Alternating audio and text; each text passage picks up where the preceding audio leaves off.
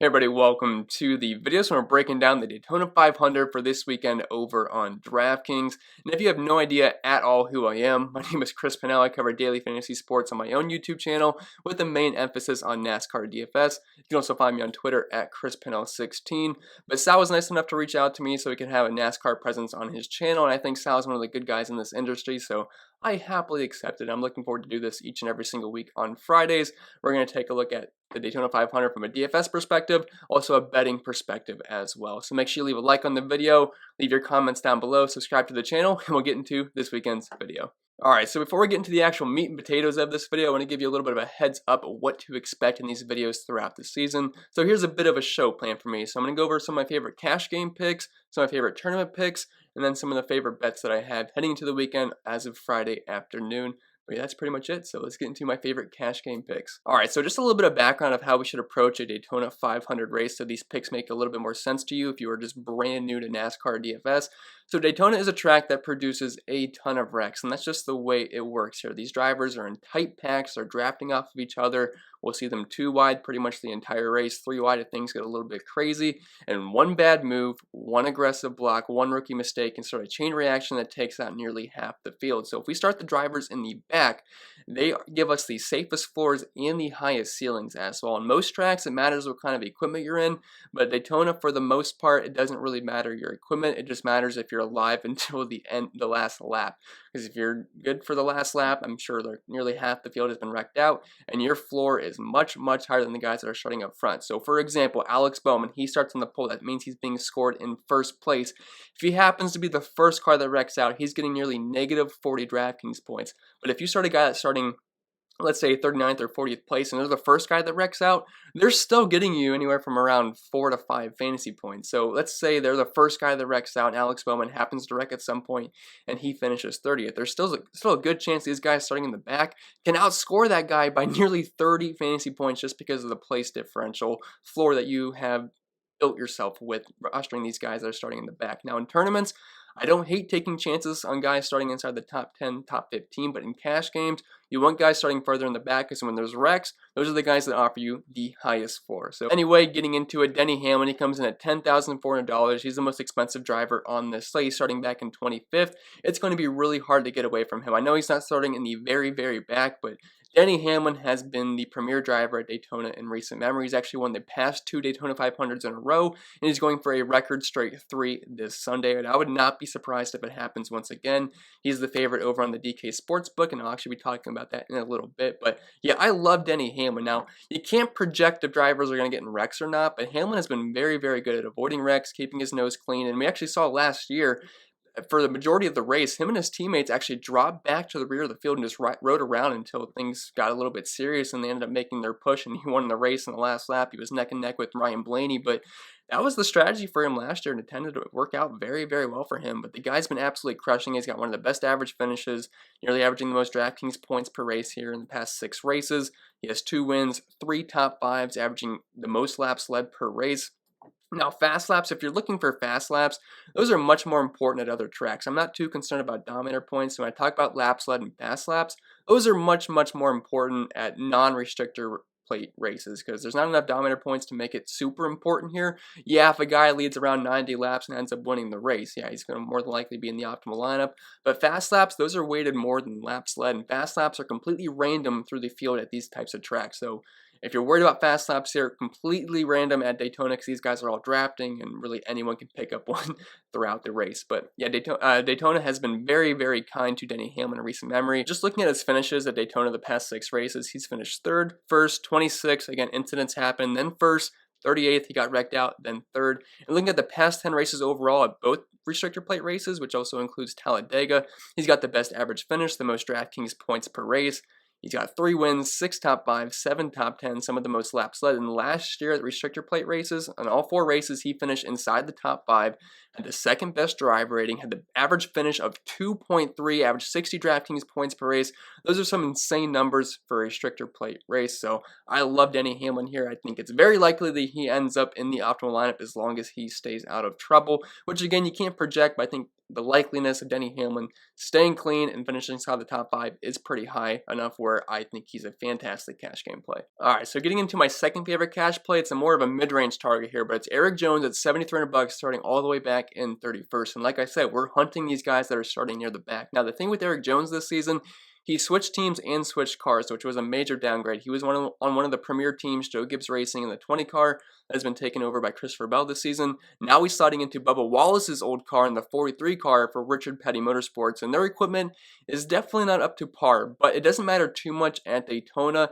And Bubba Wallace actually had a decent history in this car. And if we want to look at specifically Bubba Wallace's numbers, he averaged nearly 31 DraftKings points per race, an average finish of 15.3, had 2 top 5s, and looking at his past 6 finishes at Daytona, 5th place, 15th, wrecked in 38th, then 14th, and then 2nd in the 2018 Daytona 500. So I think Eric Jones should be able to have a pretty solid day here, and he's actually very good at super speedways. He's a previous winner at Daytona, and overall his numbers are pretty strong. Actually kind of similar numbers to the numbers I just mentioned with Bubba Wallace. So starting all the way back in 31st, I think he's a pretty high floor play, and he also has a pretty high ceiling as well. And I would not be surprised if he found himself inside the top 10, as long as he keeps his nose clean the entire race. Alright, so to my final cash game pick, it's more of a cheap option here, but it's Austin Cindric at $6,100 starting all the way back in 39. So the worst he can do is lose us 1 spot, which is pretty much better than everybody else besides Gralla all the way back in 40th, but I like Austin Cindric quite a bit here. The price is nice, the floor is very, very high, the ceiling's very high as well. Now the problem is he is not a full-on cup driver. He's actually in the Xfinity Series, but Penske, who he is affiliated with, did give him a car for the Daytona 500. And if you don't know anything about Team Penske, I love Team Penske at super speedway races. They tend to run very, very well. Ryan Blaney, Joey Logano, Brett Keselowski. You can also kind of throw in Matt DiBenedetto there. I know he's with Wood Brothers Racing, but it's pretty much a Penske car for the most part. Those guys tend to run very, very well at Daytona, and there's a good chance we'll see a couple of those guys in a few minutes. But Austin Cindric, I don't think he's going to be quite on their level, but he should have a pretty decent car here, and if he can keep himself clean, not get wrecked out early on, very, very good chance he finds himself inside the top 25, and starting all the way back in 39th, that is a very, very safe play there. Now, I assume the ownership is going to be pretty high, but you're just going to have to eat that and try to get different elsewhere in tournaments. Some tournaments, you could always go with the pivot. I think Gralla should be a little bit lower owned than Cindric if you want to go that way. I like both guys quite a bit. Both can cash games because they really can't lose you many points whatsoever. But Cindric starting all the way back here in 39th, I like that he's on Penske. I think the car should be okay. He did have to race himself in the dual races because he was not an absolute lock to make it in. So I have some decent high hopes here for Austin Cindric, and he should not be able to just sink your lineups in this one, even if he does happen to wreck out due to his starting position. Alright, so shifting more towards the GPP plays now, Ryan Blaney at $10,000, starting 14th is a guy I absolutely like here a lot in tournaments. Now, I might be a bit biased here if you guys know me from my own channel. You guys know I love Ryan Blaney. He's my favorite driver, so anytime I can recommend him, I would do that. But I only do it if there's good reason. There's definitely good reason here, because Ryan Blaney, he is a part of Team Penske. Him, Joey Logano, Brett Keselowski, you can also kind of throw in MDB, then I guess Austin Cindric as well, though he's not going to be up to par with these guys. But Team Penske tend to run very well here. They all have around the best average running positions. Now, their average finishes, those can be skewed by being wrecked out. But average running position, that means where they're running just the majority of the entire race, they're usually near the front. So I would not be surprised if we see Joey Logano, Ryan Blaney, Brett Keselowski, maybe even MDB all team up early on and push their way to the front. We saw that a couple of super speedway races last year, and I would not be surprised if it happens again. Ryan Blaney actually almost won this race last year. He finished second. He was like this close to winning with Denny Hamlin on the very last lap. That's when Ryan Newman had that horrific crash, but it was a very action-packed turn 4, and Blaney, I thought Blaney actually won because I know the announcer said it was Blaney that won, then it was Denny Hamlin. I mean, it was a really good ending, and hopefully we can have that something like that once again. But yeah, I like Blaney here starting in 14th. This is what makes him a tournament play, because he does not start all the way back in, say, 25th, 30th, or even 40th. Starting 14th, there's definitely some risk here, because if he happens to be one of those guys that wrecks out and finishes around 30th place, we're not looking at a very good day whatsoever for Ryan Blaney. So the floor, it's much lower than the other guys that we talked about, but the ceiling is really high as well. Now, obviously, if Denny Hamlin finishes first and Ryan Blaney finishes second, Denny Hamlin was the much better play there because he's starting 11 spots further back, but Blaney should be a top 5 contender here. He's got a really good history at super speedways. Looking at the numbers the past 10 races at plate races, He's averaging 33.6 DraftKings points per race, an average finish inside the top 15. One of the best average running positions, actually the second best average running position, and a driver rating near 90 as well, which I believe is around third best. 2 wins, some top 5s, plenty of top 10s as well. So I like Ryan Blaney quite a bit. He's one of those guys that are kind of in the range where you don't feel too comfortable playing them, so their ownership should be a little bit lower. So if you want to go overweight on those guys just to get different in tournaments, I don't think that's a bad idea whatsoever. All right, so getting into my second favorite GPP play as of right now, it's MDB, Matt DiBenedetto, Matt DiBurrito, whatever you want to call the guy. He's a fan favorite, but he's $7,900. Starting in 23rd, he's got good equipment. He's in the Wood Brothers racing car. He used to be in much worse equipment. So when you're looking at some of his numbers, I mean, you kind of have to weigh that how it is, although at Daytona, super speedways, it kind of nullifies that, but it's still nice to have some top-tier equipment because he's shown the ability to get up front and lead laps, specifically at Daytona before, and I would not be surprised if he teams up with his Penske teammates and Logano, Keselowski, and Blaney early on, and they work their way to the front, and they're a factor for the majority of the race. Now, the problem is MDB can get caught in some wrecks, but his history of Daytona has been pretty solid recently, and looking at the numbers, he's averaging close to 40 DraftKings points per race, one of the best average finishes of 13.5. That's only 0.2 spots further back than Denny Hamlin the past 6 races here, and we know he's pretty much the class of the field in recent memory at Daytona. Running position of 13.8, a near 90 driver rating, 4 top 15s and 5 top 20s. So I think there's a very strong chance he gets his positive place differential. There is a little bit of risk because he does get caught up in the mess since he is working his way through the field. You know, there's obviously downside because he's not starting in the very back, but that's what makes him a tournament play. He's also averaging close to 10 laps led per race, and he is solid at just overall at super speedways. And looking at the recent finishes for MDB, he's finished 12th, 19th, 8th, 28th, 7th, and 27th. So in the races that he doesn't get into an incident, I think there's a very strong chance he could be a top 10 contender here, maybe even a dark horse to win this race. And his price is pretty affordable over on DraftKings, so I think he's a very, very solid mid-range play to kind of balance out your lineups. All right, so the last GPP guy I want to talk about is Chris Buescher here back in 22nd at $6,900. And I don't know what it is with the guy, but he knows how to keep clean and finish the race at Daytona. He only has one recent wreck in recent memory, and the guy has just been flat out phenomenal compared to how his price tag is, and especially in the equipment that he is. He is definitely has been one of the best guys to roster at Daytona in the past few years. Looking at his numbers, he has 2 top 5s, 4 top 10s. His average finish is really close to Denny Hamlin, close to 40 DraftKings points per race. And looking at his specific finishes, the past 6 races here,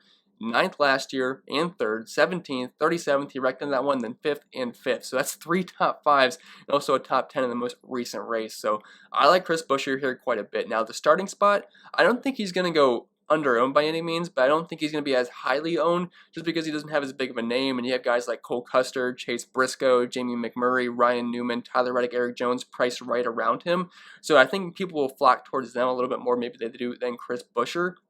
And if that's the case, I definitely want to be overweight on Buescher here because the guy just knows how to keep his nose clean and stay alive until the very end, which is the name of the game here at Daytona. So he's in a really good price range, and I think he opens up your lineup quite a bit. And one thing I should mention, do not be afraid to leave salary on the table at Daytona. I was just sifting through their previous optimal lineups here at Daytona the past 6 races. I found one with $31,000 salary use, which means there's nearly $20,000 left on the table. And most of the time, there's going to be plenty of salary left on the table here at these plate races because these lower end cars tend to outscore these guys that start up front due to the wreck. So I mean, don't be surprised if you see a winning lineup that consists of guys like Barala, McLeod, Balicki, Gase, Ware, Hauff. It happens. It does happen here. As crazy as that sounds, because these guys tend to really outscore the guys that are starting near the front because they are the guys that tend to wreck more because they're being more aggressive. They really want to win the race. These guys know that they don't have really much of the chance to win the race. They just want to get a top 20 finish and call it a success. That's kind of the reasoning behind that. But anyway, Chris Buescher, I like the price. I like where he's starting. I think he has top 10 potential here, and he could be a dark horse to win the race. He's been close a couple of times. He just hasn't been able to finish the job, but I do like Chris Buescher here a ton. Alright, so moving on to the betting portion of this video, some of my favorite guys to use as outright winners based on their odds, and I think the value you can get. Denny Hamlin at plus $800. I realize he is the favorite, but at plus 800 for the guy that's won back-to-back races, he has a super fast car. He knows how to just make himself a contender at Daytona and all super speedway races. I mean, the guy was phenomenal last year. An average finish of around 2nd place at all 4 super speedway races. That is absolutely insane. as for how easy it is to get caught up in wrecks. So I guess on one hand, you could think he's due to get caught up in a wreck, but the guy's been flawless. He's going for a record 3 straight. You can get plus 800s on that for him to win the race. You can also get plus odds for him finishing inside the top 3. But if you're going to do that, I think just going all the way to getting a plus 800 odd on him winning the race is probably the best way to go. Then Ryan Blaney here at plus 1200. I love the Team Penske cars here, but the one I like the most is Ryan Blaney. Again, I might be a bit biased there because I do like Ryan Blaney the most out of all these drivers here, but the guy is great at super speedways. He won Talladega last year. He finished second at Daytona right behind Denny Hamlin. Again, like I said, it was neck and neck. It looked like both of those guys were going to win. Denny Hamlin actually ended up edging out Ryan Blaney, but it was very, very close. We know Blaney's going to bring a fast car. He looked good in the duel last night, so I like Ryan Blaney here quite a bit. Plus 1,200 odds, I think is pretty good for a guy that should contend for a top 5 finish. And then Bubba Wallace here at plus 1,800. So I'm buying in on the speed that we've seen from Bubba Wallace all weekend. He was super, super fast in qualifying. He's also very, very fast in duel number 2. And he was actually very close to winning duel number 2, actually turning into turn 4. He had the win locked up, and then Austin Dillon actually ended up making a very, very strong move and ended up passing up Bubba Wallace, so Wallace ended up finishing second. But Bubba has a really fast car, and if you don't know anything about Bubba Wallace, he used to be in the 43 car for Richard Petty Motorsports last season, which I already mentioned with Eric Jones, but that's much worse equipment. Now he's in the brand new 23 car for a team that's funded by Denny Hamlin and Michael Jordan. He pretty much gets his parts from Joe Gibbs. So this is basically a Joe Gibbs car, and it is very, very fast. And they have a ton of funding, and funding is very, very important in NASCAR because the more money you got, more than likely the faster your car is going to be. And they have no shortage of funding whatsoever. So I like Bubba Wallace here. I think there's a very, very good chance that he could end up winning this race. He's been good in the 43 car at Daytona. I've already mentioned that earlier when I was looking at his recent finishes when we were talking about Eric Jones. But Bubba Wallace, I think he's going to be a major factor here. And I would not be surprised if he competes for the win. It would be also a really good story if he ended up winning the race as well. So Bubba Wallace, I'm buying in on the new team here and the speed that we've seen throughout the week at Daytona. And then to end the video, I want to talk about some of my favorite race matchups that I found on the DraftKings Sportsbook. So number one, I know it's a pretty heavy favorite there, but I really do like Denny Hamlin over Chase Elliott. I'm fully bought in on Denny Hamlin here. If he does not wreck, I think it's very, very likely that he finishes above Chase Elliott. And Chase Elliott's gotten into his fair share amount of wrecks at Daytona as well. So if he wrecks out, even easier, but I think just head-to-head, as long as they both stay clean, Denny Hamlin does have the decent amount of edge over Chase Elliott just because of how darn good he has been at Daytona in recent memory. Then Chris Buescher, plus 110 versus Ryan Newman. So both these guys are actually very, very strong at Daytona, but the fact that we can get Chris Buescher at plus odds here, I mean, he's been very good at Daytona. We already talked about that a little bit ago. Ryan Newman's been good as well. He's got an average finish of 12.5 compared to Chris Buescher at 13.5. They both have 2 top 5s recently, both have 4 top 10s, and Ryan Newman actually does have an extra top 15. Chris Buescher's at only 4 top 15s. He is at 5, but their numbers are so similar. I think it's worth taking a bet on Chris Buescher over Ryan Newman at plus odds because I feel like they can be in a very similar spot near the end of the race, and if that's the case, I'll take the guy with the better odds over the guys that's the favorite there. So I'm going to start with Chris Buescher, then Corey LaJoie plus 100 versus Ryan Preece. Now I actually really like Corey LaJoie at super speedways, especially Daytona. This guy, from a DraftKings perspective, Corey LaJoie is an absolute superstar here. He's actually averaging the most DraftKings points per race at Daytona. I know that's not relevant here, but hear me out. So compared to Ryan Preece, Corey LaJoie has an average finish of 17.2, Ryan Preece an average finish of 24.4. Despite Corey LaJoie having 6 spots further back running position, but this is due to how Corey LaJoie approaches a plate race. He's the kind of guy that tends to ride around in the back, wait for some wrecks, and then make his presence known at the end of the race and pick up a really strong finish. Also, he's on a new team this year, which is Spire Motorsports, which I know is not the most exciting team in the world, but this season, they're kind of revamping their stuff. They're getting help from Hendrick, which usually brings really, really fast cars at Daytona. If you don't know who's in Hendrick Motorsports, Chase Elliott, the most recent NASCAR champion, Alex Bowman, William Byron, Kyle Larson. Those are some top tier rides there. Now, I'm not saying Corey LaJoie is going to be on their level whatsoever, but I don't think the car is going to be that bad. And I think Ryan Preece, he's a guy that tends to get caught up in a lot of wrecks, and he hasn't had the best history here at Daytona. So if Corey LaJoie can ride around in the back and just pick up a good finish, and Ryan Preece ends up wrecking out, I like getting plus odds here on Corey LaJoie. And it's pretty much a pick 'em, but still, I like the edge that we get with Corey LaJoie here because I do think he should be the favorite in this matchup. So with that being said, guys, I think that's going to conclude the first ever video I've done on Sal's channel. I hope it was helpful, and if it was, make sure you leave a like down below. If you want to follow me over on Twitter, it's in the bottom right corner of your screen, but it's at ChrisPennell16. You can also hit me up on YouTube as well. It's just my name if you want to check out my content. I'll be doing my own videos over there. I do live streams. I'm also going to be on the Awesome Live Before Lock on Sundays, right before the race. So if you want to check that out, feel free to do that. And I want to thank Sal once again for giving me the opportunity to come on his channel and talk some DFS NASCAR. It was a fun time. I like working with Sal. I think he's a really good guy in the industry. I like what he's doing with his channel, having people come on here and give their own thoughts on other sports that he doesn't, completely hone in on. So I think he's doing a really cool thing over here. So make sure you help support him, leave likes, and check out the other content that he does over here. And if you like my stuff, you can feel free to check out my stuff as well. So I'm going to get out of here. I'm going to stop rambling, and I'll see you guys in the next video.